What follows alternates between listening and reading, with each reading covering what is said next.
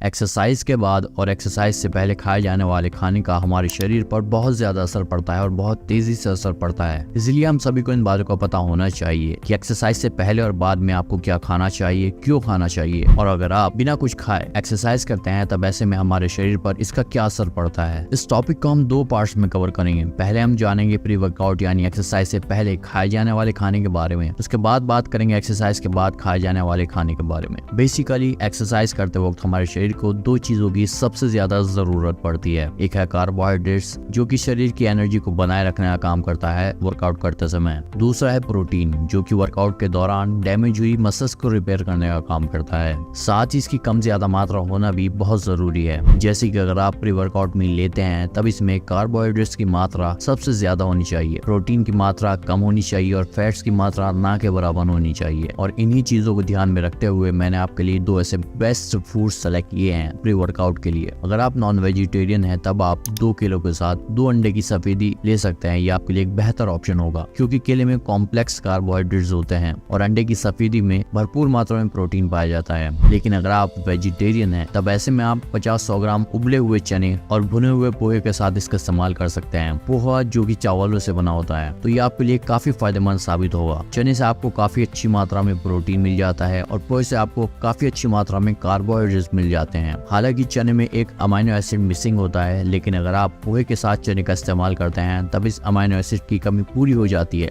जिससे कि चना एक complete source of protein food बन जाता है और चने के साथ खाने से ये आपको काफी टेस्टी और क्रंची भी लगेगा। अब एक खास बात आपको जरूर पता होनी चाहिए कि आखिर प्री वर्कआउट मील का हमें कितनी देर पहले इस्तेमाल करना चाहिए। ये पूरी तरह आपके पाचन पर डिपेंड करता है क्योंकि जो भी आप खाते हैं वो पूरी तरह पचने के बाद ही एनर्जी में कन्वर्ट होता है। खाना डाइजेस्ट होने से पहले काफी देर तक पेट में यूं ही पड़ा रहता है और फिर छोटे छोटे टुकड़ों में टूटने के बाद आंतों में पहुंच जाता है और फिर वहां से खून में पहुंचकर शरीर में काम में आता है। इसलिए प्री वर्कआउट मील आपको एक्सरसाइज से कम 1 से 2 घंटे पहले लेनी चाहिए या फिर इतनी देर पहले लेनी चाहिए कि एक्सरसाइज करते वक्त तक खाना पूरी तरह पच चुका हो। क्योंकि अगर आप खाने के तुरंत बाद ही एक्सरसाइज करते हैं तब ऐसे में खाना पेट में यूं ही मौजूद होता है, जिससे कि एक्सरसाइज के दौरान पेट में भारीपन, बार बार डकार आना जैसी समस्या झेलनी पड़ सकती है। एक सवाल और भी है कि अगर आप खाली पेट यानी बिना कुछ खाए एक्सरसाइज करते हैं तब इससे हमारे शरीर पर क्या असर पड़ता है। दोस्तों, बिना कुछ खाए एक्सरसाइज करने से एक तो जिस फोर्स से एक्सरसाइज करनी चाहिए थी उस तरह से एक्सरसाइज नहीं हो पाती और शरीर भी पूरी एक्सरसाइज होने से पहले ही थक जाता है। और यही वजह है कि खासकर वेट लिफ्टिंग जैसी एक्सरसाइज करने से पहले प्री वर्कआउट मील लेना बहुत जरूरी हो जाता है। अब बात करते हैं कि वर्कआउट के बाद क्या खाना चाहिए और क्या नहीं खाना चाहिए, और अगर आप कुछ भी नहीं खाते हैं तब ऐसे में हमारे शरीर पर क्या असर पड़ता है। दोस्तों, एक्सरसाइज करने के बाद आपके पूरे शरीर को भूख लगती है और अगर आप ऐसे में सही चीज अपने बॉडी को नहीं देते हैं तो आपकी बॉडी श्रिंक होने लगती है और शरीर की मसल्स भी ठीक तरह से ग्रो नहीं हो पाती, क्योंकि एक्सरसाइज करने पर मसल्स पर पूरी तरह से जोर पड़ने से मांसपेशियां अंदर से पूरी तरह से टूट जाती हैं और बॉडी में मौजूद ताकत भी काफी हद तक खर्च हो जाती है, जिसे रिस्टोर करना बहुत जरूरी होता है। चलिए अब जान लेते हैं कि आप एक्सरसाइज करने के बाद क्या क्या खा सकते हैं। दोस्तों, एक्सरसाइज के बाद खाए जाने वाले खाने में प्रोटीन सबसे ज्यादा होना चाहिए क्योंकि यही आपके शरीर की मसल्स को रिपेयर करके उन्हें ग्रो करने में मदद करता है। इसीलिए पोस्ट वर्कआउट मील यानी एक्सरसाइज के बाद खाए जाने वाले खाने में प्रोटीन की मात्रा सबसे ज्यादा होनी चाहिए। कार्बोहाइड्रेट्स मीडियम और फैट्स 0 या फिर कम से कम होना चाहिए। सबसे पहली चीज जो आप एक्सरसाइज के तुरंत बाद इस्तेमाल कर सकते हैं वो है वे प्रोटीन, क्योंकि ये पाचन में आसान होने के साथ साथ शरीर में बहुत ही तेजी से एब्जॉर्ब होता है और आपकी मसल्स तक जल्दी पहुंचकर उन्हें रिपेयर करने का काम करता है। इसलिए अगर आप वे प्रोटीन सप्लीमेंट का पहले से ही इस्तेमाल करते हैं या फिर इस्तेमाल करना चाहते हैं तो इसे एक्सरसाइज के बाद नॉर्मल पानी के साथ इसका इस्तेमाल करना एक बेहतर ऑप्शन होगा। वे प्रोटीन खरीदते वक्त आपको ये भी खास ख्याल रखना जरूरी है कि प्रोटीन सप्लीमेंट के नाम पर बहुत से घटिया और नकली सप्लीमेंट मार्केट में काफी आसानी से मिल जाते हैं। इसलिए सस्ते के चक्कर में आपको कुछ भी ऐसा नहीं खरीदना चाहिए जो कि आपके बाद में नुकसान पहुंचाए। अगर ऐसा ही है तो आप कोशिश करें कि अपने खाने के जरिए ही प्रोटीन की जरूरत को पूरा करें, क्योंकि शरीर के लिए प्रोटीन जरूरी होता है, ना कि प्रोटीन सप्लीमेंट। जो मैंने आपको एक्सरसाइज से पहले खाने के लिए बताया है उसे ही आप एक्सरसाइज के बाद भी इस्तेमाल कर सकते हैं। बस आपको पोस्ट वर्कआउट मील में प्रोटीन की मात्रा थोड़ी बढ़ा देनी चाहिए और ऐसे में आप 2 अंडे की सफेदी की जगह 5 से 6 अंडे की सफेदी का इस्तेमाल कर सकते हैं 2 केलों के साथ। और जो चने वाली रेसिपी मैंने आपको बताई पोस्ट वर्कआउट मील में, इसका इस्तेमाल करने के लिए आप जरूरत के हिसाब से चने की मात्रा बढ़ा सकते हैं। ये दोनों ही मील ऐसी हैं जिन्हें आप एक्सरसाइज के बाद भी और एक्सरसाइज से पहले भी इस्तेमाल कर सकते हैं, क्योंकि इनमें प्रोटीन और कार्बोहाइड्रेट्स की अच्छी मात्रा होने के साथ साथ फैट्स ना के बराबर मौजूद है। पोस्ट वर्कआउट वर्कआउट मील यानी एक्सरसाइज के बाद खाया जाने वाला खाना एक्सरसाइज के बाद 1 घंटे के अंदर अंदर खा लेना चाहिए, क्योंकि एक्सरसाइज के बाद हमारे शरीर को प्रोटीन जितना जल्दी मिलता है उसमें मौजूद अमाइनो एसिड्स मसल्स तक जल्दी पहुंचकर उन्हें जल्दी रिपेयर करने का काम करते हैं।